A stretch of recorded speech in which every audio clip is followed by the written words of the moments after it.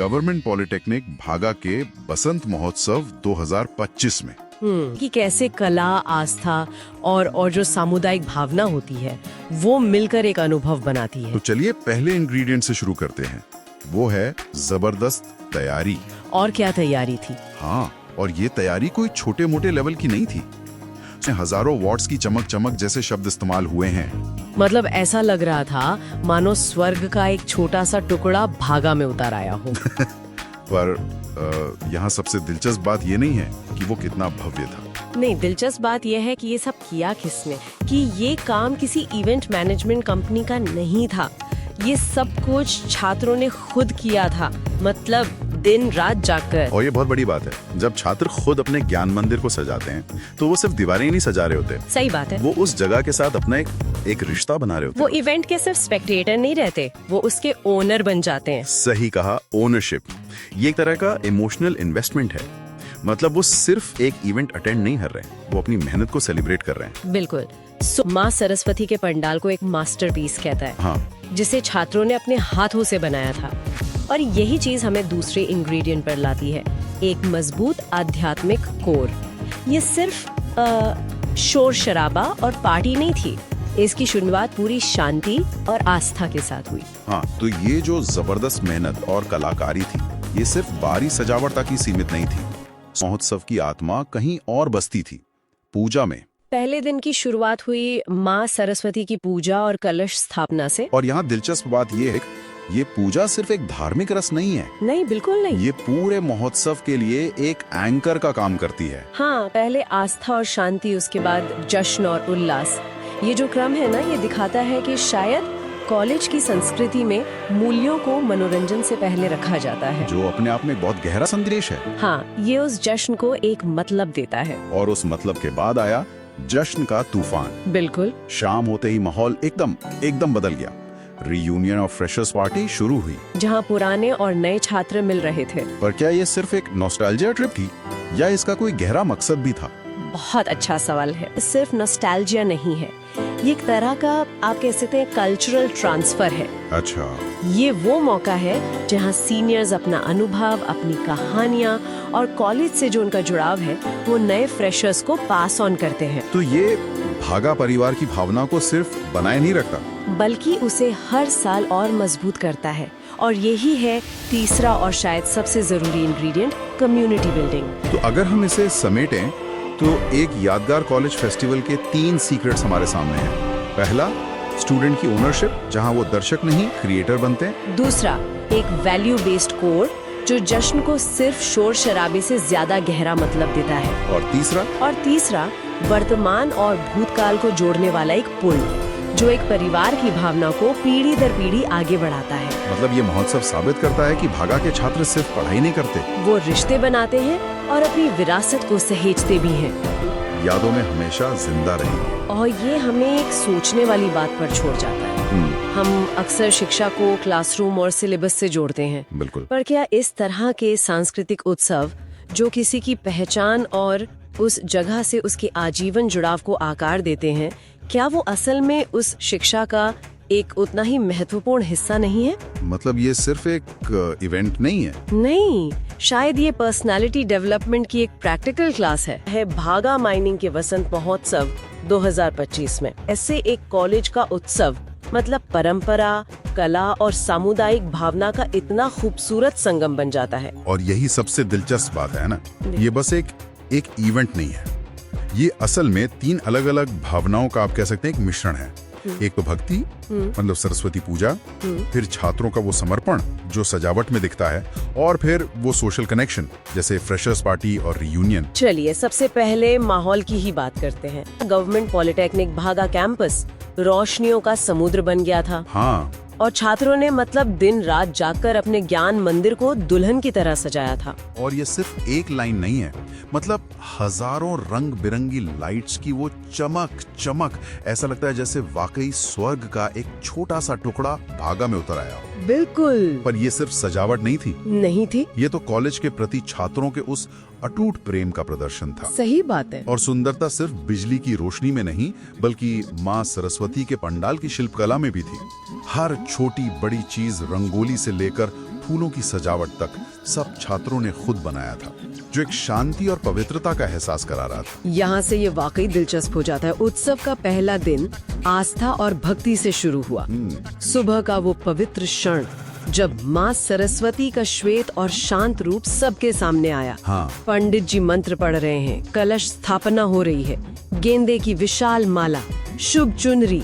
हर छात्र आंखें बंद करके बस ज्ञान और सफलता का आशीर्वाद मांग रहा था। और इसी भक्ति ने अब देखिए आगे के आनंद की नींव रखी। कैसे? क्योंकि जब शाम हुई तो माहौल बिल्कुल बदल गया। रीयूनियन और फ्रेशर्स पार्टी का महाउत्सव। हाँ, एक तरफ नए फ्रेशर्स का जोश तो दूसरी तरफ पुराने सीनियर्स का वो स्नेह, और मंच पर डांस, संगीत, तालियों की गूंज उस रात को एक यादगार बना दिया। तो इसका मतलब क्या निकालें? नोट्स बताते हैं कि ये उत्सव इस बात का सबूत है कि भागा के छात्र पढ़ाई के साथ साथ उत्सव और रिश्तों को भी कितनी खूबसूरती से निभाते हैं। बिल्कुल।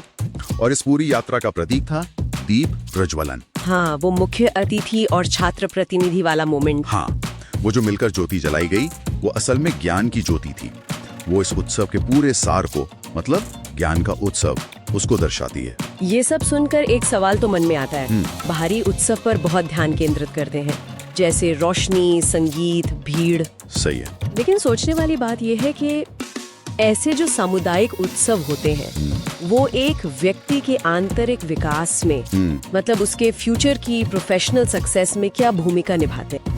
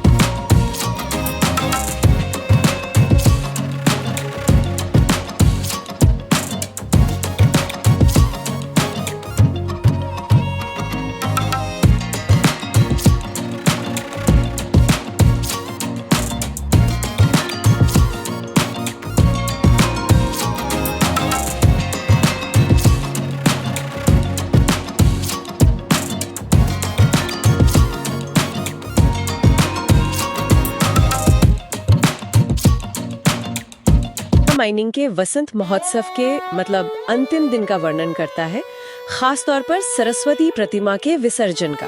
ये सिर्फ एक रस्म नहीं है, ये तो विश्वास और उम्मीद की एक कहानी है।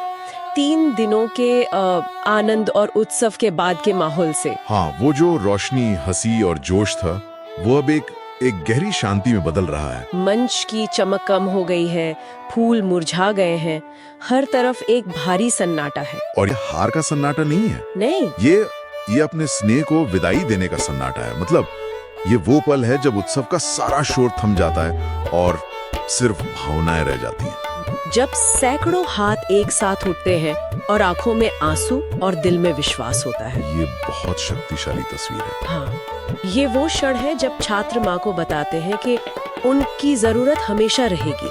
फिर माँ की प्रतिमा को मंच से नीचे उतारा जाता है और हर छात्र का सर झुका हुआ है, हर आंख नम है। जी। और ये भावना सिर्फ एक धार्मिक क्षण तक ही सीमित नहीं है कि जब प्रतिमा को कॉलेज के गेट से बाहर ले जाया जाता है तो सीनियर और जूनियर छात्रों के चेहरों पर वो मायूसी साफ दिखती है। हाँ, और ये आंसू सिर्फ माँ के लिए नहीं है ना। नहीं, ये आंसू उस आनंद, उस स्नेह और उस एकजुटता के लिए है जो अब 1 साल के लिए रुक जाएगी। अच्छा। मतलब ये उन रिश्तों और यादों को विदाई देना है जो उन 3 दिनों में बने। फिर आता है जल विसर्जन का वो क्षण। हाँ। तो गंभीर बताता है जब माँ की प्रतिमा जल में शांत हो जाती है तो ये विश्वास और भी गहरा हो जाता है कि माँ ज्ञान के रूप में हमेशा उनके साथ रहेंगी। हम विसर्जन करते हैं ताकि पुनः स्थापना कर सकें। वाह। ये अंत नहीं है, ये अगले साल और भी ज्यादा जोश और उत्साह के साथ माँ का स्वागत करने का एक वादा है। तो विदाई दुख से नहीं बल्कि एक विश्वास से दी जा रही है। बिल्कुल। तो हमने देखा कि ये विसर्जन केवल एक मूर्ति को जल में प्रवाहित करना नहीं है। नहीं, ये पूरी भावनात्मक यात्रा है। 3 दिनों के आनंद का समापन, रिश्तों को याद करना और अगले साल फिर से मिलने का एक मजबूत वादा। और ये हमें सोचने के लिए एक दिलचस्प सवाल भी देता है क्या? कि कैसे समुदाय विदाई जैसी रस्मों के माध्यम से अपने रिश्तों को और मजबूत करते हैं।